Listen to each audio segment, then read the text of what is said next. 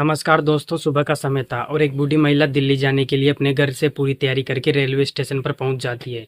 तब तक अचानक से उसके सामने दिल्ली जाने वाली ट्रेन आकर खड़ी हो जाती है। उसके बाद वो बूढ़ी महिला उस ट्रेन में सवार हो जाती है, लेकिन दोस्तों उस ट्रेन में इतनी भीड़ थी कि उसे बैठने के लिए सीट नहीं मिल पाती है। तब तक ट्रेन खुल जाती है। उसके बाद वो बूढ़ी महिला एक लड़के को अपना जो है सीट पर बैठाने के लिए बोलती है। तो दोस्तों वो लड़का जो है वो बोलता है कि यदि मैं तुमको अपनी सीट दे दूंगा तो भला मैं कहाँ बैठूंगा। तो वो बूढ़ी महिला कहती है कि तुम मेरे गोद में बैठ जाना। दोस्तों उसके बाद वह लड़का उसकी बात मान लेता है और मानने के बाद और दोस्तों उसकी गोद में जो है बैठ जाता है। फिर दोस्तों जब रात होती है तो वह लड़का उस बूढ़ी महिला के साथ कुछ ऐसा काम करने लगता है जिसके बारे में यदि आप लोग जानेंगे तो आप लोगों के पैरों तले जमीन खिसक जाएगी। तो नमस्कार दोस्तों। दोस्तों आज की जो कहानी है बहुत ही रोचक और दमदार होने वाली है। नमस्कार दोस्तों। यह कहानी नेपाल के बॉर्डर से सटे एक छोटे से गांव की सच्ची घटना है। एक बेहद ही खूबसूरत बूढ़ी महिला थी, उसका नाम कोमल था। कोमल अपने घर पर जो है बिल्कुल अकेले रहती थी और कोई नहीं था। कोमल का पति नहीं था, पति का देहांत काफ़ी समय पहले ही हो चुका था। केवल एक बेटा और बहू थे जो दिल्ली में रहते थे, किराए का मकान लेकर। और जो कोमल का बेटा था उसका नाम बलराम था।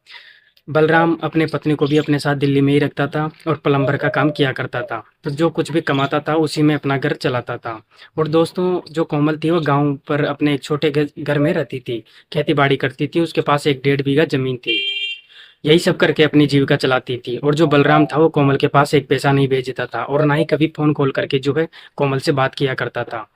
कोमल जो थी वो उसकी माँ थी। वो अपने पत्नी के साथ दिल्ली में ही जो है समय बिताता रहता था, लेकिन एक बार भी वो अपनी माँ को देखने के लिए नहीं आता था। जिसके चलते कोमल का मन एकदम बेचैन रहता था अपना बेटा और बहू को देखने के लिए। लेकिन उन लोगों को अपनी माँ के बारे में थोड़ा सी भी चिंता नहीं होती है। वे लोग पूरे इस मौज के साथ दिल्ली में रहते थे और जो कोमल थी वह अपने घर पर दाल रोटी खाती थी। कोमल की उम्र भले ही ज़्यादा थी, लेकिन दोस्तों अभी भी वह काफ़ी खूबसूरत और नौजवान दिखती थी, क्योंकि उस गांव के तमाम ऐसे बूढ़े लोग थे जो उसके ऊपर जान छिड़कते थे। दोस्तों लेकिन कोमल ऐसी वैसी महिला नहीं थी, वो कोई भी काम बहुत सोच समझ कर किया करती थी। फिर दोस्तों इसी तरह से एक दिन की बात है, ममता अपने घर के आंगन में बैठी हुई थी। तब तक अचानक से उसको अपना बेटा और बहू की याद आ जाती है, तो वो फूट फूट कर रोने लगती है। और दोस्तों जब वो रोने लगती है तो उसकी रोने की आवाज़ जो है सुनकर अगल बगल के जितने भी महिलाएं होती है, जितनी भी लेडीज होती है, उनके घर पर आ जाती है। और जब आती है तो सभी मिलकर जो है कोमल को चुप कराने की कोशिश करती है। लेकिन कोमल जो है चुप होने का नाम नहीं लेती है। तो उनमें से एक महिला कोमल को कहती है कि कोमल क्यों तुम अपने बहू बेटे के लिए हमेशा रोती रहती हो, अपना समय क्यों बर्बाद करती हो। तो दोस्तों उसके बाद तुम जो है वो तुम्हारे बारे में थोड़ी सी भी चिंता नहीं करते। यदि चिंता करते तो तुम्हारे पास फ़ोन कॉल जरूर करते, या इतना समय हो गया उन्हें दिल्ली गए हुए, एक बार तुमसे मिलने के लिए वो जरूर आते। उसके बाद उन महिलाओं में से एक महिला ममता को कहती है कि यदि तुम्हें उन्हें देखने का इतना ही दिल कर रहा है तो कल सुबह जो है दिल्ली वाली ट्रेन पकड़कर वहाँ चली जाना। वहाँ पर 2-4 दिन तक रुकना, उनके जो है मिलना-जुलना करना, तो फिर बाद में तुम चली आना। उसके बाद जो ममता है उसे कहती है कि बात अच्छी लगती है, तो वो कहती है कि जाने के लिए तो मैं आज ही चली जाऊँ, लेकिन मेरे पास दिल्ली जाने के लिए उतना पैसा नहीं है। तो उसके बाद वह महिला कहती है कि मैं तुम्हें 2,000 रुपए जो है उधार दे रही हूँ। दिल्ली से आने के बाद तुम उन पैसों को लौटा देना। उसके बाद दोस्तों जो कोमल थी वो उस महिला से 2,000 रुपए उधार ले लेती है और सुबह-सुबह ही दिल्ली जाने के लिए पूरी अच्छी सी तैयारी कर लेती है। और रेलवे जाने पर जो है रेलवे स्टेशन पर पहुंच जाती है, और जैसे वो रेलवे स्टेशन पर जाती है तब तक दिल्ली जाने वाली ट्रेन उनके सामने आकर खड़ी हो जाती है। तो जो कोमल थी उस ट्रेन में सवार हो जाती है। दोस्तों उस ट्रेन में इतनी भीड़ भाड़ थी कि उसे बैठने के लिए जगह नहीं मिल पाती है, तो वह खड़ी खड़ी सफ़र करने लगती है। तब तक जो अचानक से उसकी नज़र एक नौजवान लड़के पर पड़ जाती है। तो जो लड़का था वह भी दिल्ली जा रहा था। फिर उसके बाद जो कोमल उस लड़के के पास जाती है और उसे जाने के बाद बोलती है कि क्या तुम मुझे अपनी सीट पर बैठने दोगे। उसके बाद जब लड़का कोमल का इतना बात सुनता है तो कहता है कि यदि मैं तुम्हें अपना सीट दे दूंगा तो भला मैं कहाँ बैठूंगा। तो कोमल कहने लगती है कि तुम मेरे गोद में बैठ जाना। दोस्तों उसके बाद जो लड़का था वो कोमल की जो है बात मान लेता है और दोस्तों उसे अपने किनारे में बैठा लेता है। उसके बाद किसी तरह से जो कोमल एडजस्ट करके वहाँ पर बैठ जाती है और बैठने के बाद अपना सफ़र तय करने लगती है। दोस्तों रात हो जाती है और जब रात हो जाती है तो उस ट्रेन में जितने भी यात्री सफ़र कर रहे थे सब लोग जो है सो जाते हैं। तो कोमल को भी नींद आने लगती है। तो वह बैठे-बैठे ही सोचने लगती है कि कभी-कभार जो है उस लड़के की गोद में जाकर सो जाती है।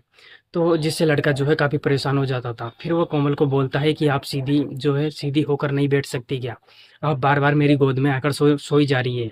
तो दोस्तों कोमल उस लड़के से कहती है कि मुझे काफ़ी जो है तेज़ नींद आ रही थी। तो उस लड़के के बाद वो लड़का उससे कहता है कि एक तो मैं में तुम्हें बैठने के लिए जगह दे दिया, ऊपर से तुम बोल रही हो कि सोने के लिए। बताओ भला मैं तुम्हें कैसे सुला सकता हूँ। उसके बाद दोस्तों जो कोमल थी वो सीधे होकर बैठ जाती है, और जो लड़का था वो उसे जो है नींद आ रहा था, वो अपना मोबाइल में शॉर्ट वीडियो देख रहा था। उसके बाद उन दोनों की बातचीत होना शुरू हो जाती है। जो उस लड़के से उसका नाम पूछती है तो वो लड़का अपना नाम जो है गणेश बताता है। उसके बाद जो गणेश से पूछती है कि तुम दिल्ली में कहाँ रहते हो और क्या करते हो और कौन तुम्हारे साथ रहता है, तो जो गणेश था वो बताता है कि मैं दिल्ली में सब्जी बेचने का काम करता हूँ और एक किराए का मकान जो है किराए के मकान में रहता हूँ। उसके बाद जो गणेश था वो कोमल से उसका नाम पूछता है तो वो अपना नाम कोमल बताती है, और इसी तरह से दोनों के बीच में परिचय हो जाता है और फिर एक दूसरे से खुलकर बातें करने लगते हैं। और इसी तरह से दोस्तों बातों बातों में सुबह हो जाती है और वे लोग दिल्ली पहुंच जाते हैं। उसके बाद ट्रेन से उतरते समय जो गणेश था वो कोमल से कहता है कि कोमल, मैं भी जो है दिल्ली में रहता हूँ और तुम अपने बेटे बहू से मिलने के लिए पहली बार जा रही हो, यदि कोई तुमको दिक्कत या परेशानी हो तो मुझे फ़ोन ज़रूर करना, इसलिए जो है अपना मोबाइल नंबर दे दो। उसके बाद जो कोमल थी वो अपना मोबाइल नंबर जो है उसको गणेश को दे देती है। फिर उसके बाद दोनों एक दूसरे से अलग होकर अपने अपने रास्ते चले जाते हैं। फिर जब कोमल अपने बेटा और बहू के कमरे पर जाती है तो उसकी मुलाकात जो है अपने बहू से होती है, और जब कोमल बहू को देखती है तो दोस्तों देखने के साथ ही उसे झगड़ने पीटने लगती है। कहती है कि तुम यहाँ तक कैसे पहुँच आई, तुम्हें कौन बुलाया है, तुम क्या करने के लिए आई हो, क्या तुम्हारा मन नहीं भरा वहाँ पर हम थे जब। दोस्तों खाने पीने के लिए भी वो उससे नहीं पूछती। तब तक शाम हो जाती है, और जब शाम होती है तो उसका बेटा काम से घर लौटकर अपने घर आता है तो देखता है कि उसका माँ घर पर जो है आई हुई है। तो दोस्तों बिना राम सलाम किए ही कोमल को भी डांटने लगता है, और दोस्तों इतना डांटता है कि कोमल बेचारी वहीं पर रोने लगती है और कहने लगती है कि बेटा मुझसे गलती हो गई, मैं बिन बताई तुम लोगों के पास जो है आ गई हूँ, लेकिन अब मैं जा रही हूँ, मुझे एक क्षण भी तुम लोगों के पास नहीं रहना। दोस्तों इसके बाद जो कोमल थी वो अपना बैग उठाती है, और उठाने के बाद जो है सीधी दिल्ली रेलवे स्टेशन पर पहुंच जाती है। उसके बाद वो वहां जाती है तो उसे पता चलता है कि ट्रेन जो है काफ़ी लेट चल रही है, इसलिए सभी यात्रियों को इंतज़ार करना पड़ेगा। उसके बाद जो दोस्तों कोमल थी वह स्टेशन के एक ही सीढ़ी पर बैठ जाती है और बैठकर अपने बेटा और बहू के बारे में सोचने लगती है। तब तक जो गणेश था वो कोमल के मोबाइल फ़ोन है उस पर फ़ोन करता है, और जब फ़ोन करता है तो कोमल उसके फ़ोन को रिसीव करती है, और रिसीव करने के साथ ही वो गणेश से बात करके फूट-फूट कर रोने लगती है।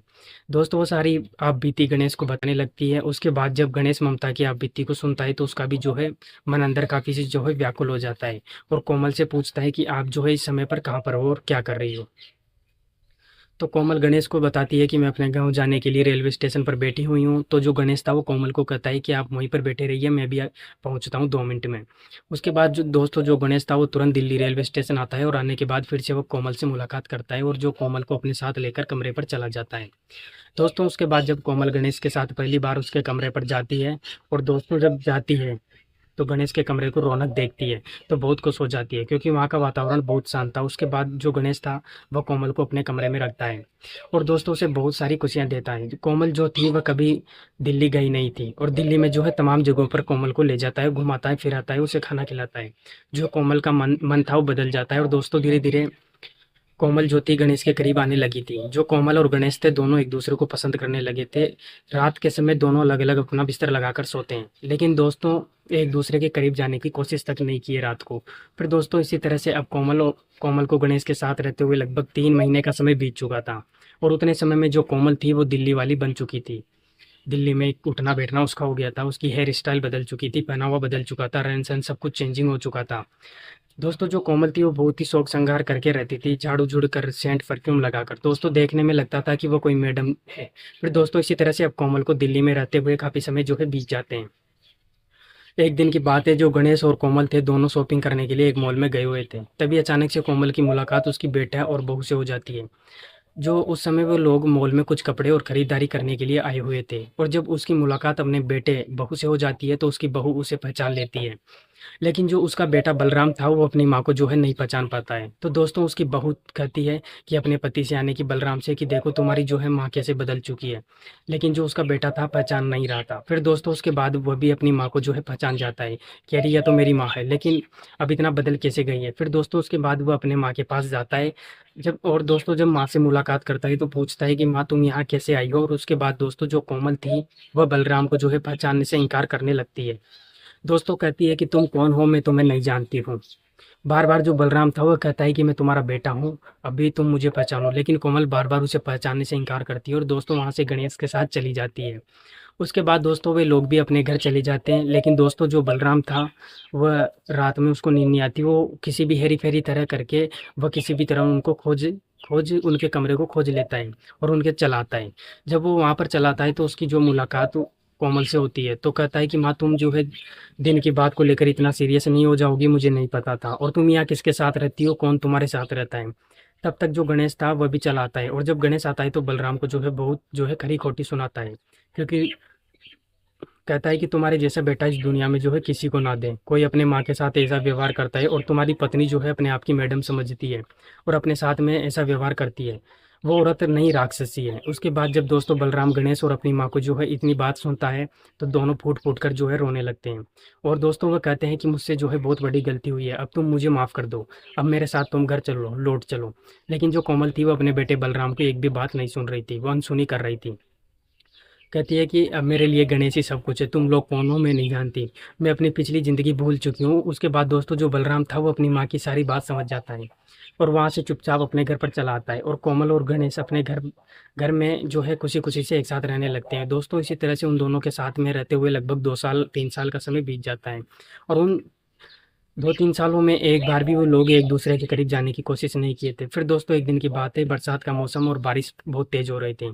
तभी अचानक से जो ये कोमल थी वह कांपने लगती है, क्योंकि उसे ठंड ज़्यादा लग रही थी बारिश की वजह से। तो जो गणेश था उसको देखता है तो वो काफ़ी घबरा जाता है। तो कोमल कहती है कि गणेश मुझे गर्माहट की ज़रूरत है, यदि कहीं से थोड़ी बहुत मुझे गर्मी मिल जाए तो मैं अच्छी हो जाऊंगी।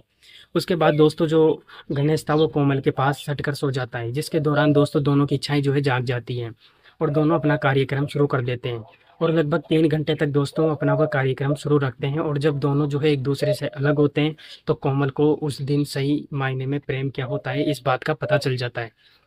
दोस्तों वह अपना दिल पूरी तरह से गणेश को दे बैठती है, और वो गणेश को भी कम से कम काफ़ी लगाव हो जाता है उससे। फिर दोस्तों उस दिन के बाद कोमल को गणेश को ये आदत बन जाती है, जब भी शाम के समय में गणेश अपना सब्जी की दुकान बंद करके कमरे पे आता था तो उसके बाद दोनों एक दूसरे की आंखों में जो है देखते थे, और देखते ही देखते दोस्तों दोनों को एक हो जाते थे और अपनी सारी ज़रूरत और इच्छाओं को पूरा कर लेते थे। अब गणेश भी कोमल को पाकर बहुत खुश हो जाता है। तब तक एक दिन अचानक से जो कोमल थी उसे अपने गाँव की याद आ जाती है, तो वो गणेश को अपने पास बुलाती है और कहती है कि गणेश मैं गाँव जाना चाहती हूँ। उसके बाद जब गणेश कोमल की इतनी बात सुनता है तो काफ़ी घबरा जाता है और कहने लगता है कि आज तुम्हें अचानक से ये क्या हो गया है? तुम गाँव जाने की बात क्यों बोल रही हो? क्या हो गया तुम्हें? तो कोमल कहती है कि गणेश दरअसल जो है बात ऐसी है कि जब मैं दिल्ली आई थी तो एक महिला से मैंने 2000 रुपये उधार लिए थे। मैंने उन्हीं को पैसे लौटाने के लिए मुझे वापस गाँव जाना होगा। उसके बाद जो गणेश था वो कोमल से कहता है कि यदि तुम गाँव जाओगी तो अकेले नहीं जाओगी, मैं भी जो है साथ चलूँगा। फिर दोस्तों उसके बाद जो कोमल और गणेश थे दोनों रेलवे स्टेशन जाते हैं और वहाँ पर अपने गाँव जाने वाली ट्रेन को पकड़ लेते हैं। और फिर दूसरे दिन जब कोमल अपने गाँव जाती है तो दोस्तों जब गाँव के लोग कोमल को देखते हैं तो दोस्तों वे लोग पहचान नहीं पाते, क्योंकि अब जो वह कोमल थी वह अंग्रेजन की तरह मैडम दिख रही थी। दोस्तों उसके पीछे गाँव के ऐसे तमाम बच्चे बूढ़े सब लोग चल रहे थे जैसे कोई कोमल जो है इंग्लैंड की महारानी हो। दोस्तों उसके बाद जब कोमल अपने उस पुराने घर में जाती थी तो जितने भी उसके घर के आसपास की महिलाएं थी सभी महिलाएं कोमल को जो है देखने चली आती है, घूरने चली आती है। उसके बाद जो कोमल थी उन सभी से मुलाकात करती है, बात विचार करती है, फिर उस महिला से मिलती है जो महिला उसे 2000 दिल्ली जाने के लिए कर्ज दी थी।